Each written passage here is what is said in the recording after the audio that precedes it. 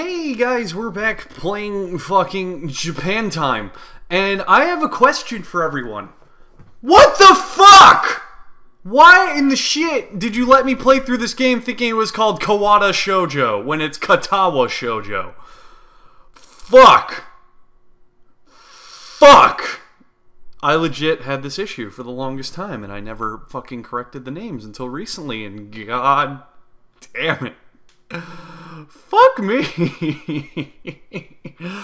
Oh boy, whatever. At least I'm gonna get laid. So, after Misha spends a little too long for her liking running through the basics of what's a somewhat vague and confusing tutorial, Shizune cuts in and declares that the game has started with a decisive motion. I have suddenly been able to speak I'm fucking deaf ease.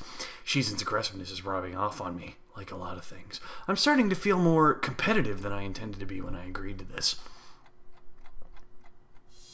Halfway into the game, I tried to ponder how to defend Shizune's assault from two fronts. She breaks my concentration by drumming her fingers on the table to get my attention. ... Hick-chan, Chick-chan, and fucking all sorts of Chick Quattro razor blades-chan wants you to know that you are taking too long to make a move. Well, fuck this bitch. She-chan would also like to tell you, let you keep Australia if you enjoy it. Oh, okay. So, all this shit, just with your fucking perky nipples and your glasses and your fucking mining equipment, you just want me to join the fucking student council. Fine. Fucking fine. If I get to fucking get you to shut the fuck up about the student council, Squiggle. God, I thought this was a game with no strings attached. Just the fact that she would dangle that over my head like a fucking gay man as an offer means that she knows I care about the outcome of this game. And anyway, no. ... Chick-chan admires your fighting spirit and would be a benevolent dictator who will spare your people if you agree to join the student council, Squiggle. Ah! Squiggle. You're so competitive, Shizune. She seems to take this as a compliment. It's kind of fucking off-putting, actually. I would expect the student council president to be a little more magnanimous. Nana? Mouse? Yeah? She doesn't seem to know what the word means or how it's signed, so she pulls out a piece of paper and writes it for Shizune, who in return signs it back to Misha. Misha presses her index fingers against her temples. She starts chanting, Yumo goi goi fai gi sao, Yumo goi goi fai gi sao. ... Suddenly, Shizune's bursting in a flurry of gestures. Misha looks daunted by the pace of her heated signing. Oh, wait, please slow down, Hick-chan, Hick-chan, Squiggle. She says you're gonna lose! Yeah, that's what I fucking understood. Tell her I will crush her with the world empire with my rebellion. For I will never falter when it comes to the chasms of democracy versus the people. If I am staring down the barrel of the loaded gun known as dictatorship, then I will never thusly give forth my current position as to let the empire wash over my very soul and collapse what integrity I have as a person. Nay, I say unto you, those who would rule the world with an iron fist, I will bring forth the peace and mind of a dove clenched in my palm, reminding you that there is still hope for those who wish not to fight, but to love and to spread joy. And you're gonna lose this fucking game, bitch. Ah, okay. Yeah, see, even she agrees. Those eyes of hers shine with childlike mischief. ... She says you have no chance if you keep playing like this. No, you won't.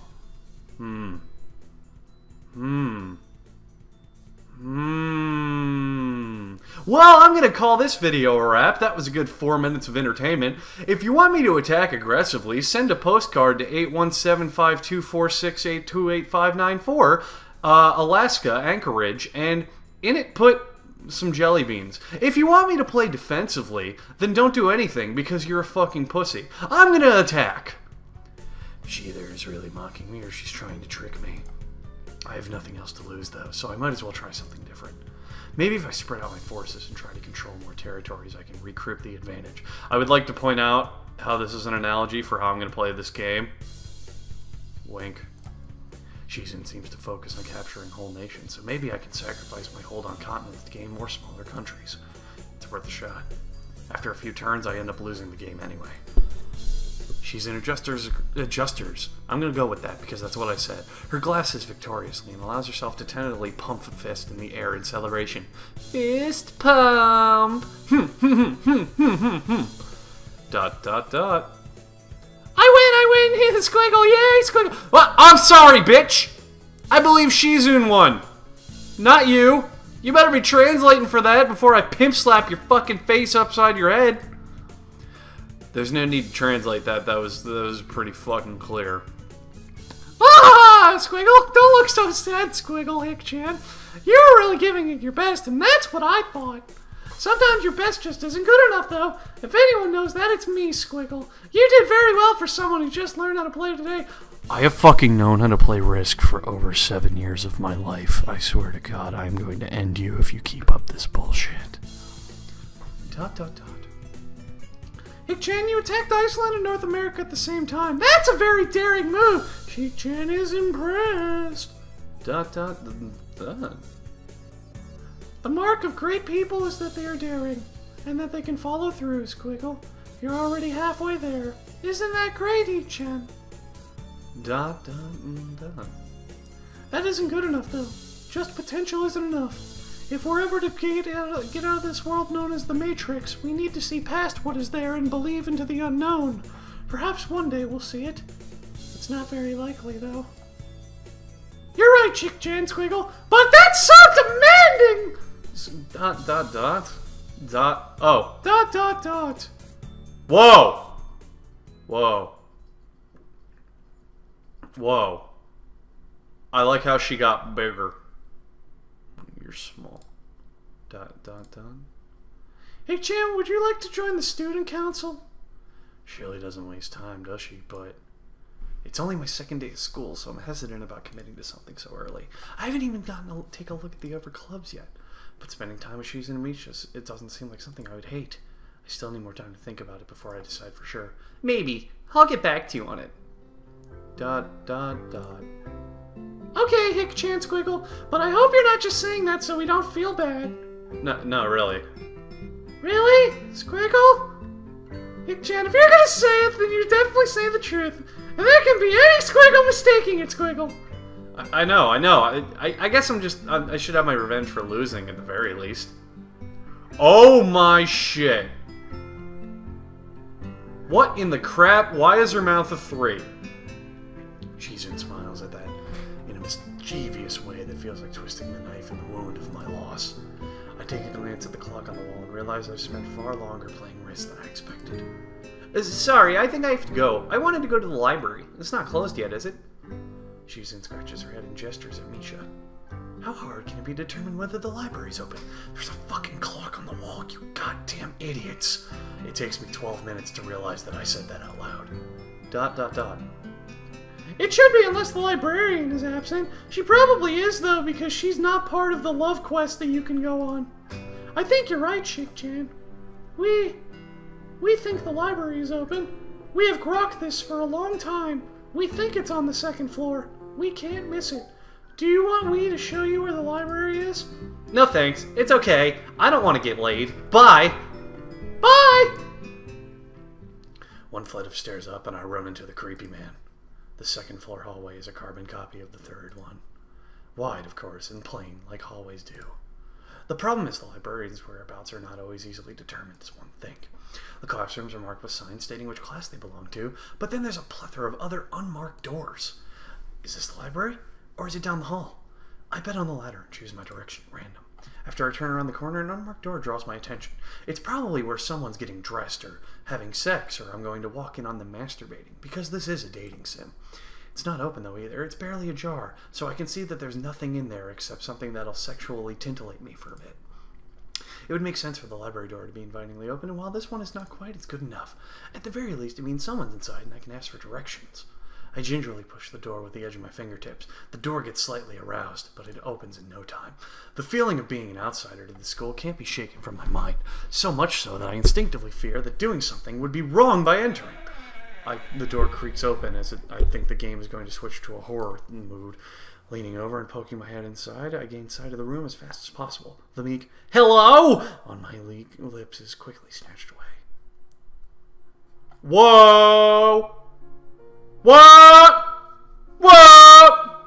This chick is fucking blonde. And the blind samurai. She will kill me if I don't obey her. This is not what I was expecting at all. I thought there'd be more snacks. I mindlessly let the door open to its full extent, taking in the sight of solitary figures, taking center stage in an otherwise abandoned room. The situation steals my voice. I think it's actually the ghost in the corner that did that. Evidently, having taken as long to assess the situation, the girl gently puts down her teacup and opens her eyes, but doesn't look at me. Whoa. I have to assign this chick a voice. Hello there. May I help you? Staring directly in front of herself, the movements on her lips seem to break the silence, rather than words. However, it's soft, measured voice that reminds me she's being separate from the world herself. Not only is she likely the tallest girl I've ever lays on, standing at a rough 8'9", but even among foreigners I've met, she's strikingly distinct. Oh, hi. Sorry for intruding. I was just kinda lost. She takes a moment to formulate a response before speaking. Every action she takes feels as if it's carefully choreographed beforehand. Want to have a seat? Unexpected, considering that I'm intruding upon her. Thanks. I slowly step towards another seat opposite her, the girl resting her teacup on the saucer on the wooden table. The way she doesn't track movements with her head telling that the slight cloudiness to her eyes, it means she's at least partially blind. Like Kenji. Is Kenji the blind swordsman? That's fucking awesome! Because if it is, I'm a total otaku weeaboo just like out of my Japanese animes. Come to think of it, her voice doesn't even have detectable accent. I guess she must be half Japanese, because I can assume where people are fucking from by listening to them. As I take my seat, her composure takes me slightly off guard. Her air of relaxed confidence makes the silence more comfortable. The calming atmosphere is so different from the student council office. I no longer have a raging boner at all times while trying to make tactical decisions that will influence the world. I take it you're a new student from Yamaku. Yeah, I just transferred in yesterday. I get the distinct feeling that my speech patterns don't match the formality of hers. Perhaps I should raise my pinky or something. One in which I hasten the match before realizing the futility of that erection. I'm Lily Satawu. It's nice. I'm pleased to meet you. Hisao Nakai. She gives a nod before gesturing roughly in the direction of her teacup. Would you care for a drink? Sure. I mean, it's a little early to get hammered, but okay. As much as it pains me, I can't steep out with the formality of the proceedings. She gives me a nod and taking the request in stride. Without another word, she steps off the chair and prepares a second cup of tea from a collection of supplies she laid out on the shelf. There are no tea supplies right here! It is an empty fucking shelf! Unless it's one of the ones over there, then fine. Brush here, brush there, lightly touching, and it seems she's in the process she's followed it a dozen times before. As I lean sideways to see around back, she seems to use a long, dainty finger to measure the right amount of cup in the water. And water in the cup. It's one thing to see different disabilities that the students of the class have, but it's quite another to see how everyone seems to adapt. She's and me should have no problem working together to communicate to me, and Lily herself seems to have workarounds for problems I never even thought of. Like, if Godzilla roars in space, how can you hear him? When I feel slightly guilty about her doing the work, she seems pleased to follow the correct process of preparing the drink. So, her soft voice brings me without a slight observance. Yeah, her voice is soft, alright. Oh, wow. She's pretty. Which room are you looking for? It's not often the classroom is visited after school. The library. Shizune and me... I mean, some classmates. Who gives a shit about them, am I right? Told me it was on this floor. She finishes pouring water in the teacup as she nods. A small Metallica song is playing in the corner. I'm aware of Miss Hakimichi and most are other students. To be with them means that you're in class 33, no? That's right. I mean, that's right. In the science room with Mewtwo, the greatest Pokemon of all time. She gives a small giggle before setting down the teaspoon and slowly walking towards the table, teacup and saucer in hand, something else in mind. He's quite the character. I imagine that you'll come to like him. Most do. Is that me? Is that me? Is that fucking me? I'm handsome.